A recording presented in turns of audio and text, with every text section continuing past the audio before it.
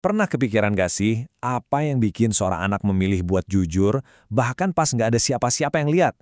Nah, hari ini kita bakal ngobrolin soal akarnya. Peran keluarga yang krusial banget dalam ngebentuk kompas moral seorang anak.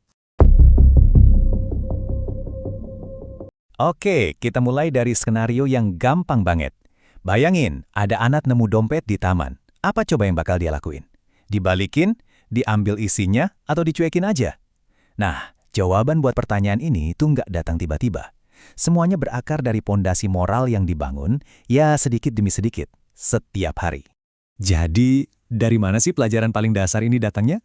Jawabannya, ya dari lingkungan terdekat kita, keluarga. Mereka lah guru pertama, sekaligus yang paling berpengaruh dalam hidup seorang anak. Ini dia poin utamanya. Seperti yang ditegaskan sama penelitian, jauh sebelum sekolah atau teman-temannya ngasih pengaruh, keluargalah yang pertama kali ngebentuk karakter. Jadi rumah itu bukan cuma tempat tinggal, tapi ibaratnya tempat latihan pertama buat ngerti apa itu jujur, apa itu empati, dan apa itu tanggung jawab. Dan biar obrolan kita ini makin berbobot, analisis kita hari ini tuh didukung sama riset akademis yang kuat loh. Kita mengambil dari penelitian di Universitas Islam Negeri Sunan Gunung Jati dan Universitas Muhammadiyah Pringsewu Lampung. Jadi apa yang kita bahas punya dasar yang jelas. Oke, kita udah sepakat nih kalau keluarga itu kuncinya. Tapi pertanyaannya, apa yang bisa dilakukan orang tua secara nyata? Gimana sih strategi praktisnya buat ngebangun kesadaran moral ini? Yuk kita bedah lebih dalam. Sebelum ke strateginya, lihat dulu angka ini penting banget, 85%. Ini bukti nyata betapa dahsyatnya dampak keterlibatan orang tua. Dan ini bukan cuma soal nilai rapor ya, tapi juga soal kemampuan bersosialisasi, intinya soal membentuk manusia yang seutuhnya. Oke, ini dia 6 strategi utamanya. Pertama, bangun lingkungan yang suportif. Rumah itu harus jadi tempat yang aman buat belajar, bahkan buat bikin salah sekalipun. Kedua, dan ini yang paling penting, jadilah role model. Anak-anak itu peniru ulung. Mereka lebih merhatiin apa yang kita lakukan daripada apa yang kita omongin.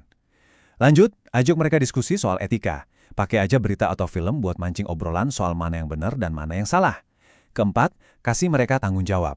Ngerawat peliharaan atau bantuin beres-beres rumah itu ngajarin empati dan kerja keras. Kelima, harus konsisten sama aturan. Batasan yang jelas bikin mereka paham soal struktur moral. Dan terakhir, jadikan nilai-nilai ini bagian dari obrolan sehari-hari, bukan kayak lagi ngajar di kelas. Sip, strateginya udah kita pegang. Tapi, sebenarnya tujuan akhirnya apa sih? Apa yang lagi kita coba bangun? Nah, jawabannya adalah sebuah konsep yang kuat banget namanya integritas moral. Jadi, apa sih integritas moral itu? Gampangnya gini deh, jadi orang yang utuh. Artinya ada keselarasan, ada harmoni antara apa yang kamu yakini benar, apa yang kamu rasain di hati, dan apa yang kamu lakuin. Nggak ada tuh yang namanya drama internal atau kepura-puraan. Nah, yang seru, kita bisa lihat integritas ini dari dua sisi. Dari sisi filosofis, ini soal tahu mana yang benar, bertindak sesuai itu, dan berani menjelaskannya. Terus, dari sisi psikologis, ini soal nyatuin 3 bagian dari diri kita. Hati kita atau perasaan, kepala kita atau pikiran, dan tangan kita atau tindakan. Nah, waktu hati, kepala, dan tangan bisa bergerak barengan, itulah integritas sejati. Biar lebih gampang lagi, anggap aja integritas itu kayak bangunan yang ditopang 4 pilar kuat. Pertama, akuntabilitas, berani tanggung jawab sama perbuatan kita. Kedua, pergaulan yang benar, karena siapa teman kita itu ngaruh banget. Ketiga, kejujuran, ke orang lain, dan yang paling penting, ke diri sendiri. Dan keempat, kerendahan hati. Sadar kalau kita nggak selalu benar dan mau terus belajar. Oke, kedengarannya ideal banget ya.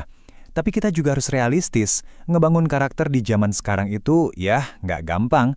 Ada banyak banget tantangan yang dihadapi keluarga, dan penting buat kita buat ngakuin itu. Nah, slide ini mungkin banyak dari kita yang langsung rasa, wah, ini gue banget. Mulai dari pengaruh media sosial yang nggak ada habisnya, jadwal kerja yang padat, pusing yang ngatur gadget buat anak, sampai, ya itu, beda pandangan sama generasi orang tua atau kakek neneknya. Semua ini tantangan nyata yang bikin pendidikan moral jadi makin kompleks. Terus, solusinya gimana dong? Poin paling pentingnya adalah ini. Keluarga nggak harus berjuang sendirian. Kuncinya, seperti yang ditekankan di sini, adalah kolaborasi. Sinergi antara rumah, sekolah, dan lingkungan sekitar itu bisa menciptakan semacam jaring pengaman yang ngejaga nilai-nilai baik secara konsisten. Nah, ini yang akhirnya membawa kita ke pertanyaan penutup yang penting banget. Pertanyaannya bukan lagi cuma apa yang bisa saya lakukan di rumah, tapi apa yang bisa kita lakukan bareng-bareng. Gimana caranya kita semua, sebagai orang tua, guru, anggota masyarakat, bisa kerjasama buat ngebentuk generasi penerus yang bukan cuma pintar otaknya, tapi juga punya integritas. Sesuatu untuk kita renungkan bersama. Terima kasih sudah menyimak.